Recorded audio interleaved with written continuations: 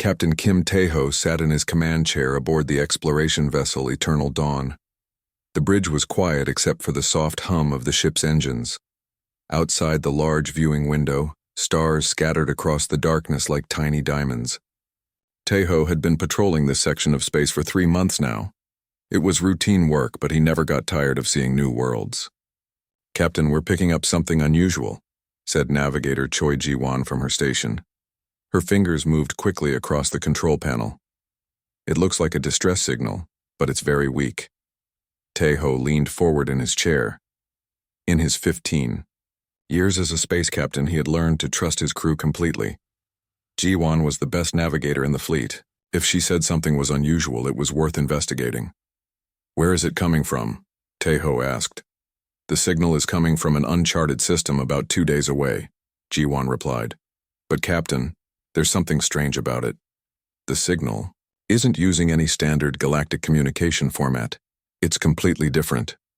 Chief Engineer Park Min-soo looked up from his engineering console. He was a tall man with graying hair and kind eyes. "Captain, should I prepare the ship for a course change? We could reach that system in 48 hours if we increase speed." Tae-ho thought for a moment. Their current mission was to survey 3 empty star systems and report back to Earth Command. It was important work, but not urgent. A distress signal from an unknown species was far more interesting and potentially more important. "Set course for the signal source," Tae-ho ordered. "Maximum safe speed." The Eternal Dawn turned gracefully through space and began accelerating toward the unknown system. Tae-ho called his senior staff to the briefing room. Besides Ji-won and Min-soo, this included Dr. Lee So-ra, the ship's medical officer. She was young but brilliant and had studied alien biology for most of her career. "What do we know about this system?" Tae-ho asked as they gathered around the holographic display table. Ji-won activated the display, showing a 3-dimensional map of the target system. "The system has 1 star and 7 planets. The distress signal is coming from the 3rd planet. Our long-range sensors show it has an atmosphere that could support life." "What about the star itself?" Dr. So-ra asked, studying the display carefully.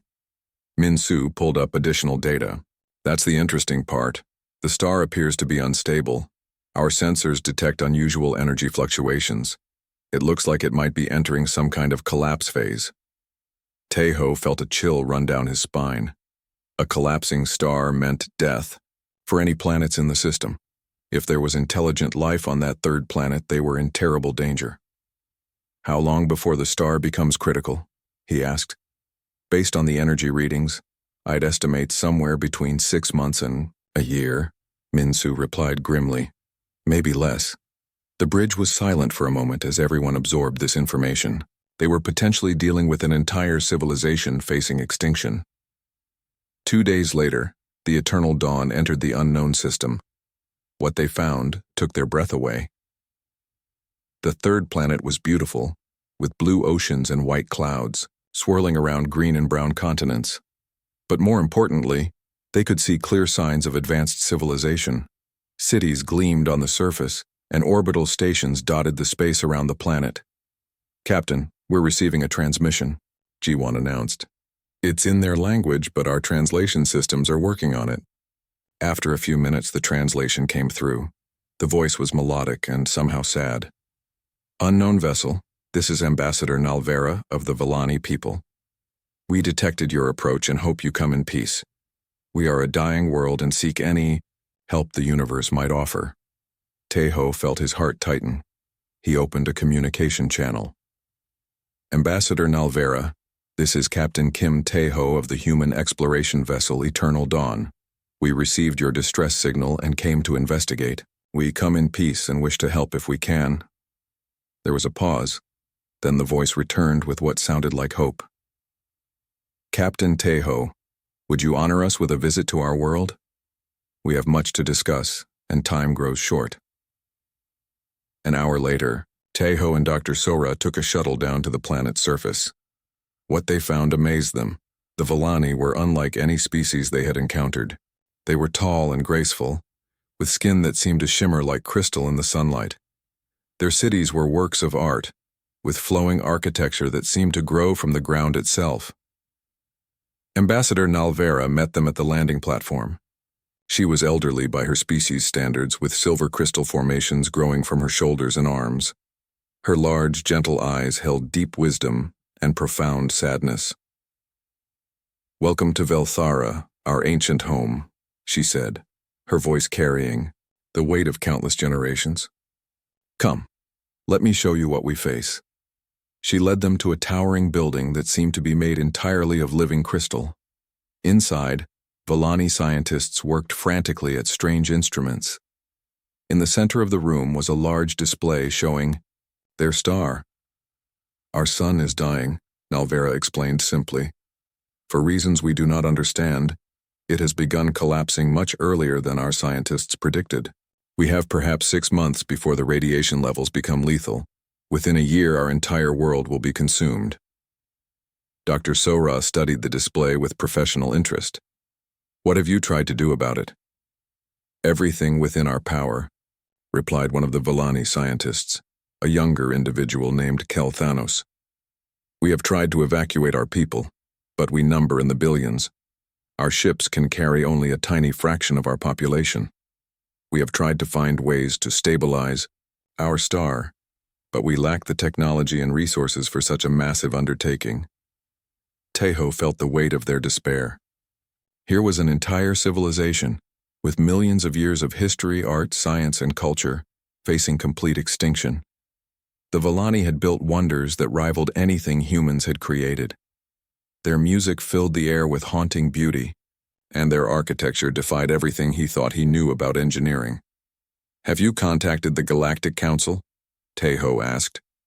Nalvera's expression grew even sadder. "Yes, Captain. They have classified our system as a natural evolution zone under Cosmic Preservation Law 847. Any interference with natural stellar processes is strictly forbidden. They offered sympathy, but no help." Tejo's hands clenched into fists. He had heard of this law before. It was designed to prevent species from interfering with natural cosmic events, supposedly to maintain the balance of the universe. But in practice, it meant that entire civilizations could be left to die if their extinction was deemed natural. "That's not right," he said quietly. "Perhaps not," Nalvera agreed. "But it is the law. The Council fears that allowing intervention, in one case, would set a precedent that could destabilize galactic order." Dr. Sora had been quietly studying data on the Volani computers. "Captain," she said softly, "their scientific knowledge is incredible. They've made discoveries in crystalline energy manipulation that could revolutionize technology across the galaxy. If this civilization dies, we'll lose knowledge that could benefit everyone." Tejo looked around the room at the Volani scientists. They continued working even though they knew their efforts were probably hopeless. Their dedication in the face of certain death reminded him why he had joined the space service in the first place. It wasn't about following rules or maintaining order. It was about helping others and protecting those who couldn't protect themselves. "Ambassador," he said finally, "what if there was a way? What if someone could help stabilize your star?" Nalvera's eyes widened. "Captain, such a thing would require technology far beyond what we possess. And even if it were possible, who would risk the wrath of the Galactic Council?" Tejo looked out through the crystal walls at the dying star hanging in the sky. Somewhere in the back of his mind, he could already hear his superiors telling him to follow regulations and avoid complications. But he also heard something else, something that sounded like his own conscience. "Someone who believes that some laws are worth breaking," he said quietly. Captain Kim Tejo stood on the bridge of the eternal dawn, staring at the dying star through the viewing window. 3 days had passed since his visit to the Volani homeworld. 3 days of sleepless nights and difficult decisions. The image of Ambassador Nalvera's sad eyes haunted him. The thought of an entire civilization disappearing forever made his chest feel tight. "Captain, you asked me to research stellar collapse solutions," Chief Engineer Park Min-soo said as he approached. His usually neat uniform was wrinkled, and dark circles shadowed his eyes. "I've been working with the Volani scientists, and I think we might have found something." Tejo turned around quickly. "Tell me." Min-soo activated a holographic display showing the Volani star system. The star isn't naturally collapsing. Something is causing it to burn fuel too quickly. If we could slow down that process, we might be able to give the Villani more time. How much more time? Dr. Lee Sora asked, joining them from her medical station. Possibly 1,000 years, Minsu replied. Maybe more. Navigator Choi Ji-won looked up from her console with surprise. That's incredible, but how would we do it? Minsu's expression grew serious. We would need to build a massive gravitational stabilizer around the entire star. Think of it like a giant machine that holds the star together and controls how fast it burns. Taeho felt a spark of hope but also concern. What would that require?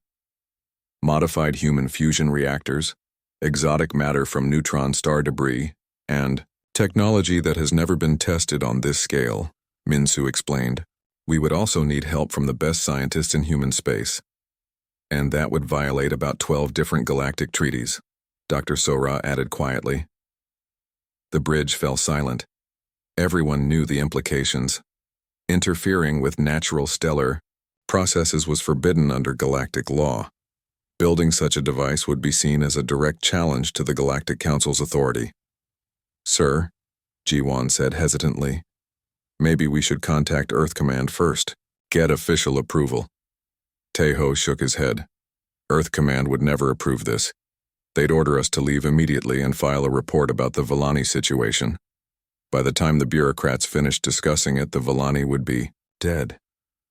Over the next few hours, Taeho sent encrypted messages to two people he trusted completely.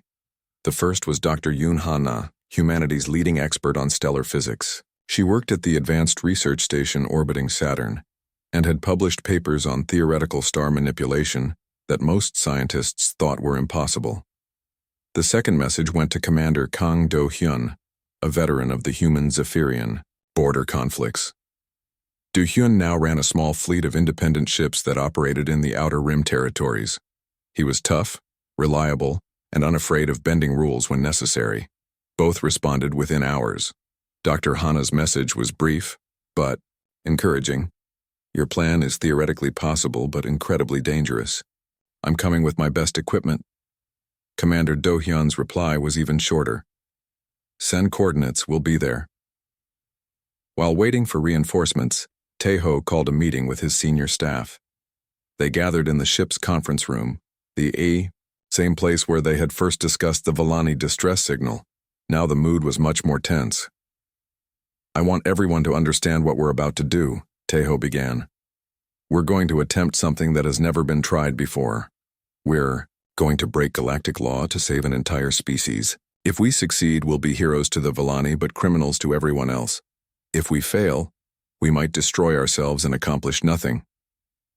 Park Min-soo spoke first. Captain, I've run the calculations dozens of times. The technical challenges are enormous. We're talking about manipulating forces that could tear our ships apart if we make even small mistakes. I understand the risks, Taeho replied. But I also understand what happens if we do nothing. Dr. Sora leaned forward in her chair. There's another issue we need to discuss.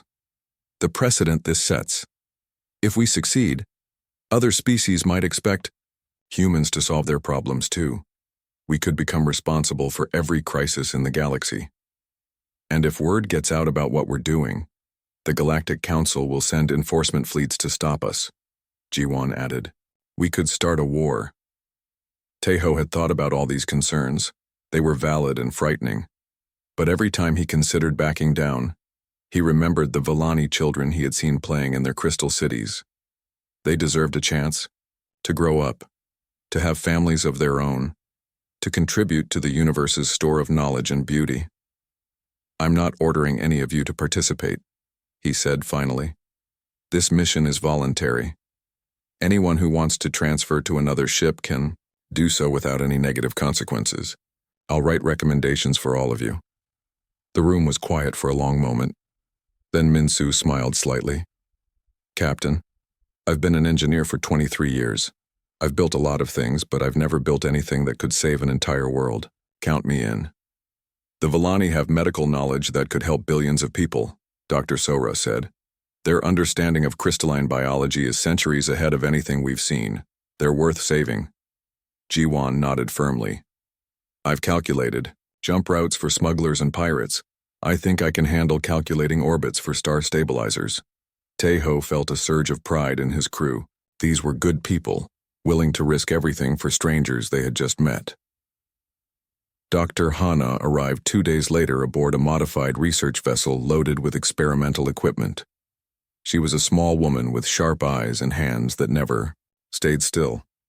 Her reputation for brilliance was matched only by her reputation for taking dangerous risks in the name of science.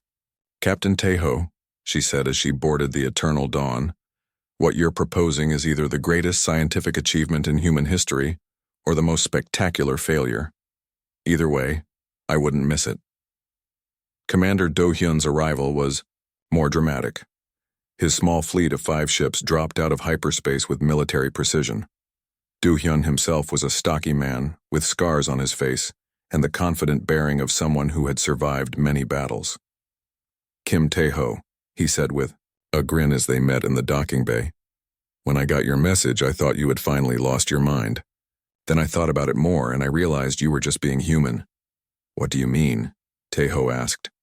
Humans don't let good people die if we can help it, Do-hyun replied simply. It's what makes us different from most species. Sometimes, it gets us in trouble, but it's also our greatest strength. With the team assembled, they began planning in earnest. Dr. Hana worked with the Villani scientists to design the gravitational stabilizer. The device would need to be built in sections and assembled in space around the star. Each section would be the size of a small space station. Min-soo calculated that they would need materials from at least 3 different star systems. Some components could be manufactured using standard human technology, but others required exotic matter that could only be harvested from dangerous locations like neutron star debris fields. The construction timeline is tight, Dr. Hana explained during one planning session. We have maybe 4 months before the star reaches critical instability. After that, even our device won't be able to help. Commander Do-hyun studied the tactical situation. The biggest risk isn't technical failure, he said. It's the Galactic Council. Once they figure out what we're doing, they'll send everything they have to stop us. How long do you think we have before they notice? Taeho asked. Not long, Do-hyun replied grimly. There are council monitoring stations throughout this sector. They're probably already wondering why so many human ships are gathering in one place.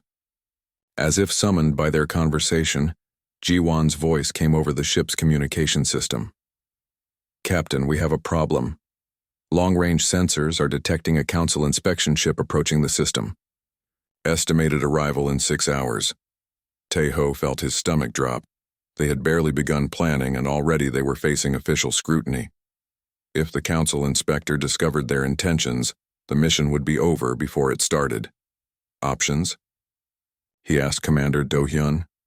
We could scatter and try to avoid detection, Do-hyun suggested, but that would delay our preparations significantly. Or we could stay and try to convince the inspector that we're conducting legitimate research, Dr. Hana added. Taeho made his decision quickly. We stay. We tell them we're studying stellar collapse for scientific purposes. It's not entirely a lie. 6 hours later, the council inspection ship Righteous Authority entered the system. It was sleek and intimidating, painted in the silver and blue colors of galactic law enforcement. On board was Inspector Rez Thara, a member of the Altarian, species known for their rigid adherence to rules and regulations. The inspector's message was formal and cold. Human vessels, you are operating in a restricted zone. Explain your presence immediately, Taeho responded carefully. Inspector, we are conducting scientific research on stellar collapse phenomena. We have the proper permits for exploration activities. I will board your vessel for inspection, Rezthara replied. Prepare to receive my shuttle. As they waited for the inspector to arrive, Taeho gathered his team. Remember, we're scientists studying an interesting stellar phenomenon. Nothing more. But as Inspector Rezthara's shuttle approached, Taeho knew their time for preparation was running out. Soon they would have. Inspector Rezthara stepped aboard the Eternal Dawn with the confident stride of someone who had never been questioned. The Altarian was tall and thin, with pale blue skin and large black eyes that seemed to see everything. Captain Kim Tae-ho met the inspector in the main docking bay, keeping his expression neutral despite the tension in his chest. "Captain Kim," Rezthara said in a voice that sounded like grinding metal, "your presence in this system raises questions. This area has been classified as a natural evolution zone. Scientific observation is permitted, but only with proper documentation." Tae-ho handed over a data pad containing their official exploration permits. "As you can see, Inspector, we have all the required authorizations for scientific research." Rezthara studied the documents carefully. "These permits allow observation and data collection. They do not authorize contact with the native species or any form of intervention in natural processes." "We understand the limitations," Tae-ho replied, hoping his voice didn't betray his nervousness. The inspector's large eyes fixed on him. "Then explain why my sensors detect multiple human vessels in this system. Explain why there has been significant communication traffic between your ships and the planet's surface." Before Tae-ho could answer, Chief Engineer Park Min-soo approached them. "Inspector, we've been coordinating our research efforts. Multiple ships allow us to gather data from different positions around the star. The communications with the planet are necessary to understand the local effects of the stellar instability." Rezthara looked between them suspiciously. "I will conduct a full inspection of your vessels and review all data logs. Any violations of cosmic law will result in immediate expulsion from this system and formal charges." For the next 3 hours, the inspector examined every corner of the Eternal Dawn. Tae-ho watched nervously as Rezthara reviewed their computer systems, questioned crew members, and studied their equipment. Fortunately, they had hidden their most sensitive planning materials on Commander Do-hyun's ships, which remained at the edge of the system. Finally, Rezthara seemed satisfied. "Your documentation appears to be in order, Captain. However, I am placing this system under enhanced monitoring. Any suspicious activity will be reported immediately to the Galactic Council." After the inspector left, Tae-ho called an emergency meeting. "We don't have much time," he told his assembled team. "Rezthara suspects something. We need to begin construction immediately, or we'll lose our chance." Dr. Yoon Hana looked worried. "Captain, we're not ready. We still need to gather exotic matter from the neutron star debris field, and our gravitational stabilizer design isn't fully tested. Then we test it while we build it," Tae-ho replied firmly. "The Villani don't have time for us to be cautious." Commander Do-hyun nodded grimly. "I can keep my ships moving to avoid detection while we gather materials. But once we start construction around the star, there's no hiding what we're doing." Over the next 2 weeks, the human team worked frantically.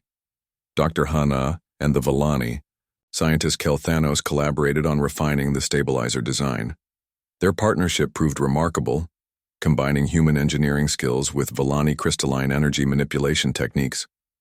"Your people's understanding of crystal matrices is incredible," Dr. Hana told Kelthanos during one late-night work session. "We've been trying to solve energy containment problems for decades. You've shown us solutions we never imagined." Kelthanos, a young Villani with bright green crystal formations along his arms, smiled sadly. "Our ancestors spent millions of years learning to work with living crystal. Soon all that knowledge will be lost forever. Not if we can help it," Dr. Hana replied with determination. Meanwhile, Commander Do-hyun's ships made dangerous runs to collect exotic matter from neutron star debris fields. These missions were incredibly risky, as the gravitational forces near neutron stars could crush a ship in seconds. But the exotic matter was essential for the stabilizer's construction. Captain Song Byung-ho, one of Do-hyun's most trusted pilots, led these collection missions. Song was a former smuggler who knew how to navigate dangerous space better than anyone. His modified cargo ship, the Silent Wind, could slip in and out of hazardous areas without detection. "Each run gets more dangerous," Song reported after his 3rd mission.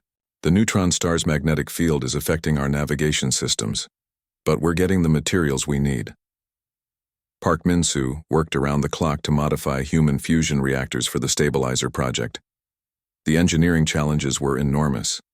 They were essentially trying to build a machine that could control the forces inside a star, something no species had ever attempted. The power requirements are beyond anything we've ever dealt with. Minsu explained to Dr. Sora as they reviewed technical specifications. If we make even a small calculation error, the feedback could destroy every ship in the system. Dr. Sora had been studying Vellani biology and making remarkable discoveries. Their cellular structure is unlike anything in our medical databases, she told Tejo during one of their planning meetings. They can process and store energy in ways that could revolutionize medicine across dozens of species. If we save them, the knowledge they share could help countless others.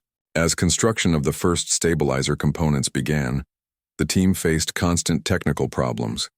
The exotic matter proved unstable and required constant adjustments. The crystalline energy matrices that the Vellani provided had to be perfectly synchronized with human fusion technology. It's like trying to make two completely different languages work together, Dr. Hana explained during one particularly frustrating day. Human technology is based on controlling energy through force and containment. Vellani technology works by harmony and resonance. Making them compatible is incredibly difficult. But slowly, progress was made. The first stabilizer section took shape in space near the dying star. It was massive, the size of a small moon, and covered with gleaming crystal formations that pulsed with contained energy. Kelthanos watched the construction with wonder. I never imagined such a thing was possible. Your people and mine working together to challenge the very forces of nature. 3 weeks into construction, disaster struck. Inspector Rezthara returned with a full Galactic Council enforcement fleet. 12 massive warships dropped out of hyperspace, their weapon systems already charging. The lead ship, a dreadnought called Universal Order, transmitted a message on all frequencies. Human vessels, you are in violation of Cosmic Preservation Law 847. Cease all activities immediately and prepare to be taken into custody. Admiral Vex Quinn, commander of the enforcement fleet, was a Zephyrian military officer known for his strict interpretation of galactic law. His species valued order above all else, and they viewed the human actions as dangerous chaos that threatened the stability of the entire galaxy. Tejo stood on his bridge, watching the Council fleet take attack positions. His stabilizer was only 60% complete. If they stopped now, the Vellani would still die when their star collapsed. Captain, G1 said quietly, they're targeting our construction platform. If they fire, months of work will be destroyed. Options? Tejo asked Commander Do-hyun, who had brought his ships closer to the construction site. We can't fight a full Council fleet, Do-hyun replied honestly, but we might be able to delay them long enough to finish the stabilizer. Dr. Hana looked up from her engineering console. We need at least 6 more hours to complete the final connections. Without them, the stabilizer won't work. Tejo made his decision. He opened a communication channel to Admiral Vex Quinn. Admiral, I am Captain Kim Tejo. I request permission to speak. Captain Kim? The Admiral's voice was cold and formal. You have violated the most sacred laws of our galactic community. Surrender immediately or we will use force. Admiral, we are trying to save an entire civilization from extinction. Surely that is more important than following rules that condemn billions of innocent people to death. The law exists to maintain order, Vex Quinn replied. If every species decided which laws to follow and which to ignore, chaos would consume the galaxy. You will cease your illegal activities immediately. I cannot do that, Tejo said firmly. I will not abandon the Vellani to die. Then you have chosen your fate, the Admiral responded. The first energy blasts lit up space as the Council fleet opened fire. But Commander Do-hyun was ready. His smaller, more maneuverable ships scattered and began a running battle with the massive Council warships. Remember, Do-hyun told his pilots over the communication system, we're not trying to defeat them. We just need to buy time. The battle was intense, but brief. Human ships used hit-and-run tactics, striking quickly, and then disappearing behind asteroids and debris. The Council ships were more powerful, but they were also slower and less agile. During the fighting, Navigator Ji-won made a heroic sacrifice. When a Council destroyer targeted the main construction platform, she piloted her small scout ship directly into the destroyer's path. The collision disabled the enemy ship, but destroyed Jiwan's vessel completely. Jiwan, Taeho called over the radio, but there was no response. His navigator and friend was gone. Park Min-soo, devastated by the loss of his colleague, channeled his grief into working faster than ever before. With tears streaming down his face, he completed TP. The space around the Vellani star was filled with tension. 12 Galactic Council warships surrounded the small group of human vessels. Their weapons were charged and ready to fire. Captain Kim Tae-ho stood on the bridge of the Eternal Dawn, watching the massive dreadnought Universal Order move closer. Admiral Vex Quinn's voice echoed through space on all communication frequencies. Human ships, you have 30 seconds to power down your weapons and prepare for boarding. Any resistance will be met with overwhelming force. Tae-ho looked at his remaining crew. Chief Engineer Park Min-soo sat at his console, still grief-stricken, over the loss of Navigator Ji-won. Dr. Lee Sora monitored the medical systems, ready to treat any wounded. Around them, the bridge felt empty without Ji-won's steady presence. Captain, Dr. Yoon Hana called from the science station. The stabilizer is holding steady. The Vellani star is completely stable now. We did it. Despite the danger they faced, Tae-ho felt a moment of pride.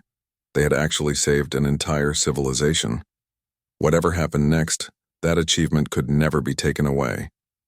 Admiral Vex Quinn, Tae-ho said over the communication system, I understand your position, but you need to understand ours. We couldn't stand by and watch billions of innocent people die. Your motivations are irrelevant, the Admiral replied coldly. You have violated cosmic law. The consequences of your actions extend far beyond this single system. Commander Kang Do-hyun's voice came over the tactical channel. Captain, I'm reading massive energy buildups on the Council ships. They're not bluffing about using force. Tae-ho made a difficult decision. All ships power down weapons. We will not fire on Galactic Council forces. Sir, Min-soo protested, they'll arrest us all. We'll spend the rest of our lives in Council prisons.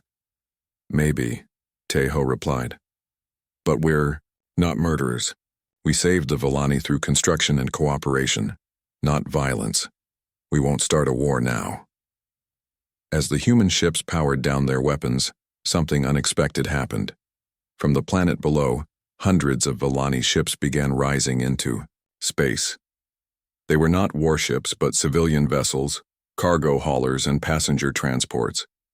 Each one was filled with Vellani citizens. Ambassador Nalvera's voice joined the communication. Admiral Vex Quinn, I am Nalvera, speaker for the Vellani people. These humans risked everything to save our entire civilization.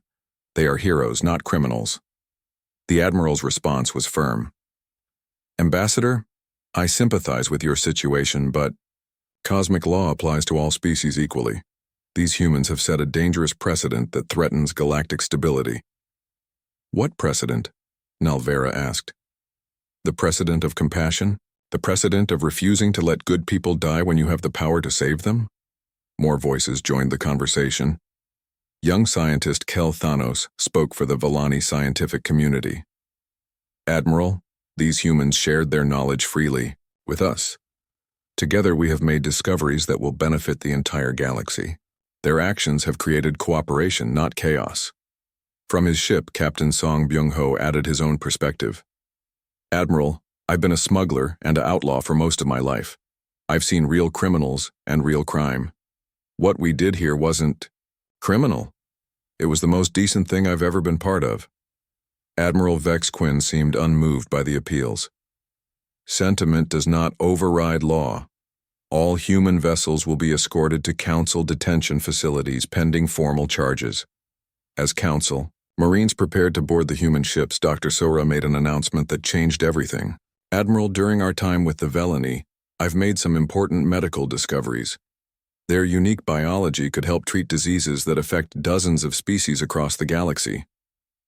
Explain, the Admiral demanded. Dr. Sora activated a data transmission to all ships in the area. Villani's cellular structure allows them to process radiation in ways we never thought possible.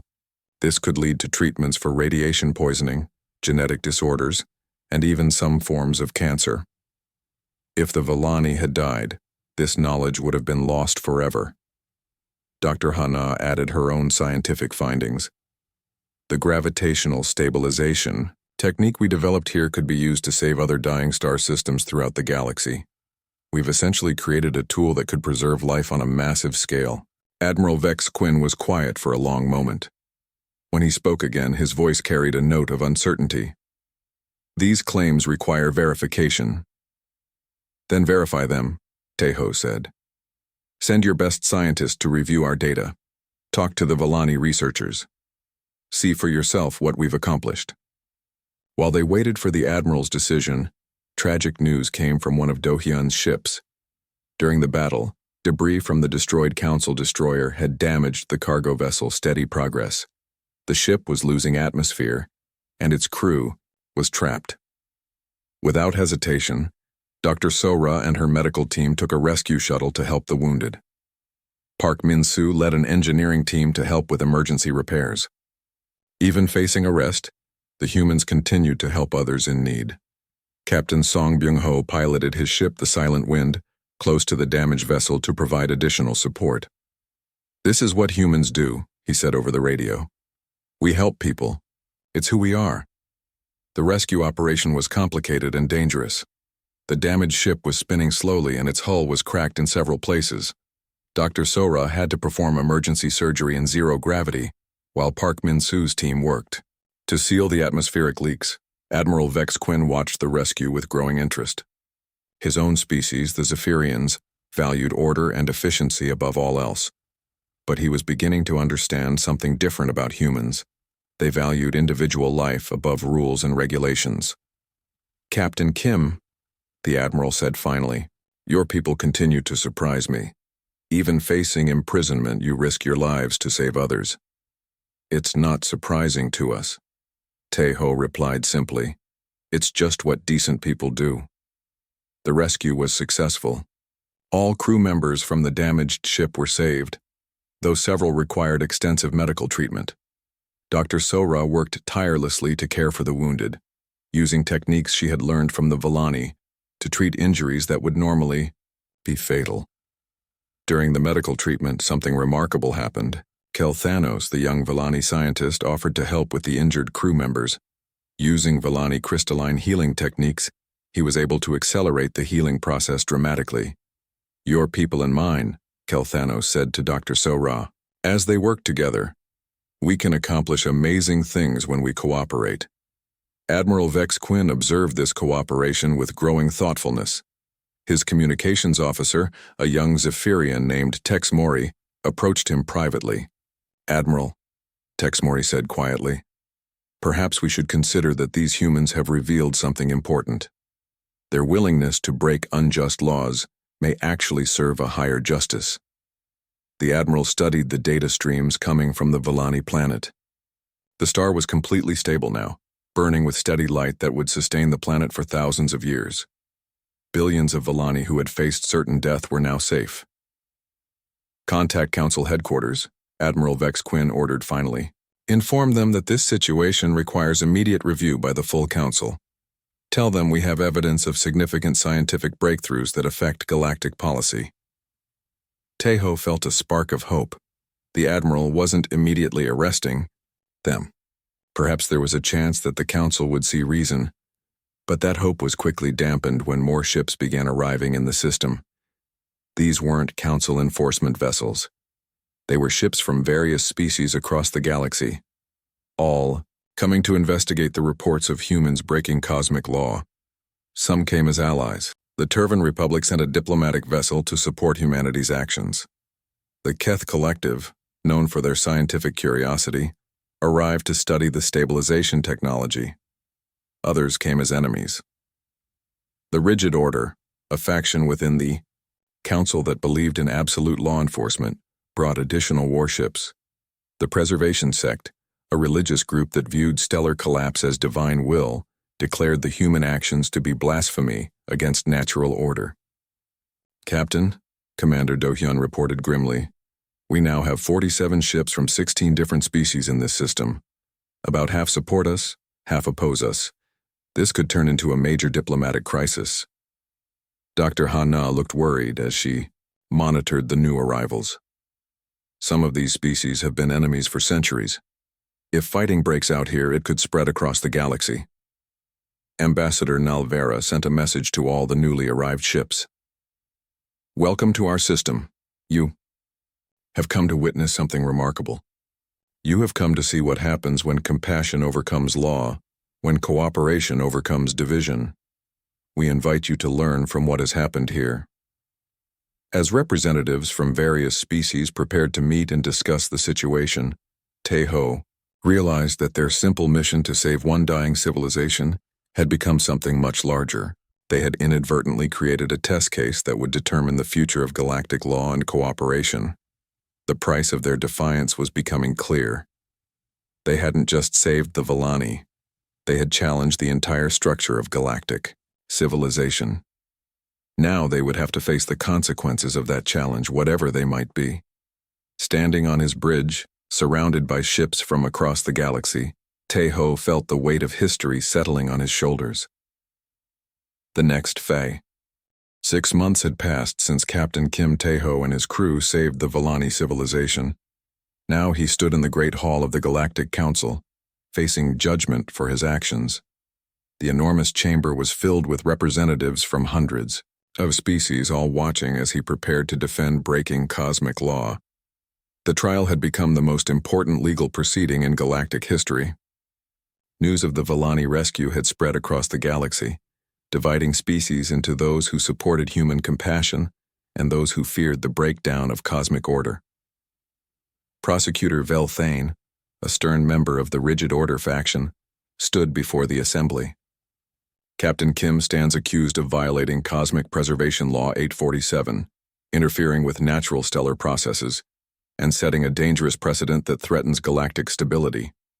His actions, while perhaps well-intentioned, cannot be allowed to stand unpunished. Tae-ho's defense team was led by Ambassador Nalvera herself, along with legal experts from several species who had been moved by the human actions. Sitting beside him were his loyal crew members, Chief Engineer Park Min-soo, Dr. Lee Sora, Dr. Yoon Hana, and Commander Kang Do-hyun. Honorable Council members, Nalvera began, we are here today not to judge a criminal, but to examine the very foundation of our laws. Captain Kim and his crew faced a choice that no being should have to face. Follow the law and watch billions die, or break the law and save them. They chose compassion over compliance, and the galaxy is better for... The prosecutor presented his case methodically. The law exists for good reason. If every species decides which laws to follow based on their emotions, chaos will consume our civilization. The humans have opened a door that cannot be closed. But as the trial progressed, unexpected evidence began to emerge. Captain Song Byung-ho, who had been investigating suspicious activities in nearby systems, made a startling discovery.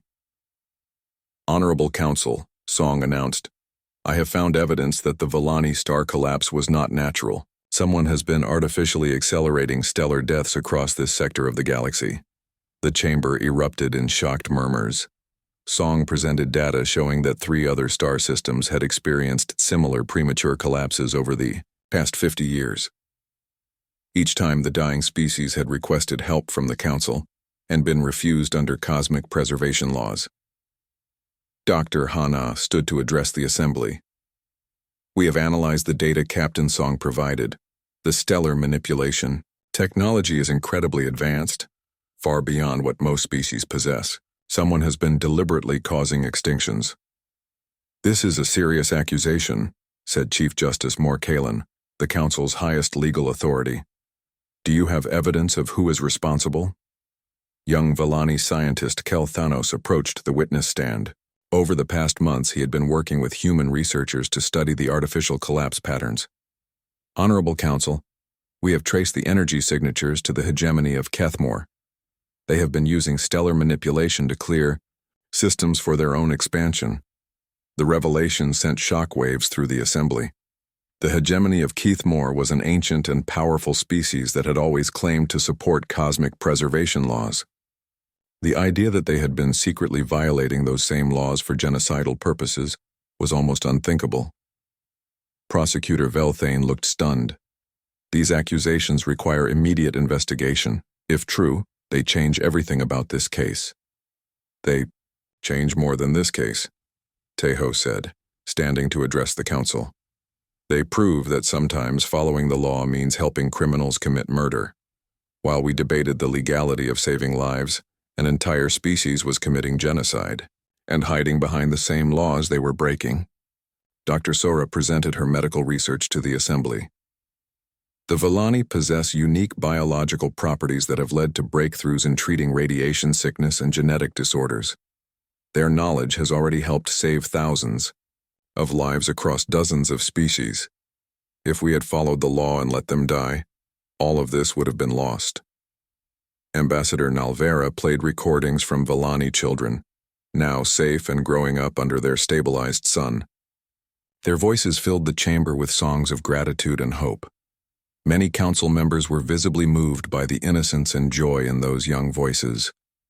These children exist because humans chose to act with courage and compassion, Nalvera said. They represent not just the Villani future, but a future where species help each other instead of hiding behind rules that protect the powerful. The defense called Commander Do-hyun to testify about the rescue operations during the crisis. "I've fought in wars and seen the worst that civilized species can do to each other," he said. "But I've also seen the best. When humans see people in trouble, we help. It's not about politics or law. It's about basic decency." Park Min-soo spoke about the technical achievements of the mission. "Working with the Villani, we didn't just save one star. We developed technology that can save any dying star in the galaxy.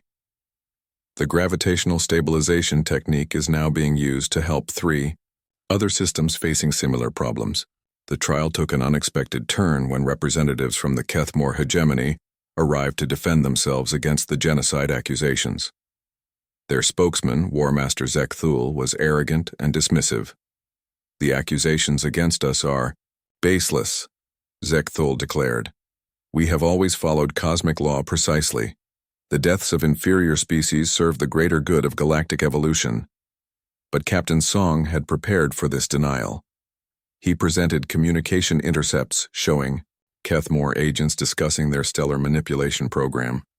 The evidence was overwhelming and undeniable. "You see," Song told the assembly, "while we were breaking laws to save lives, they were following laws while taking lives. Which action serves justice better?" Chief Justice Moore Kalin called for a recess to consider all the evidence.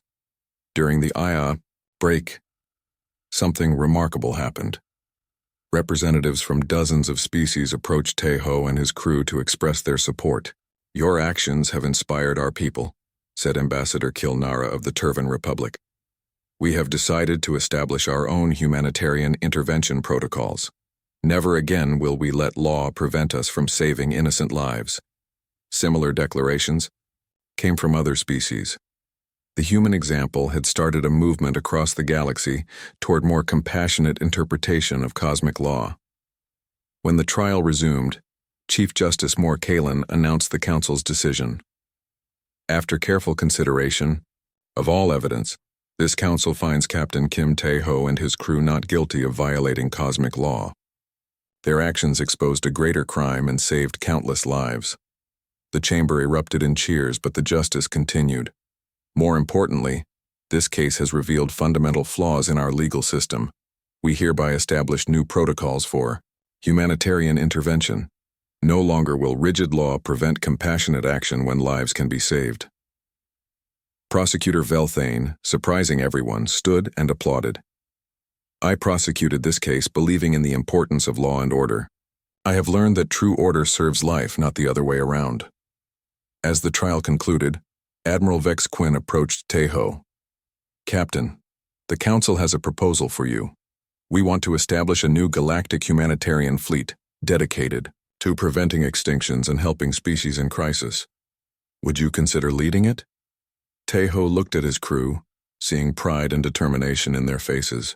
They had started this journey trying to save one species. Now they had the chance to save many. "Admiral," he replied, "it would be an honor." 1 year later, Admiral Kim Tae-ho commanded a fleet of ships from dozens of species, all dedicated to preserving life throughout the galaxy. The Vellani homeworld had become a center of scientific cooperation, where researchers from hundreds of worlds worked together on solving cosmic challenges. Dr. Hana's gravitational stabilization technology had saved 6 more star systems.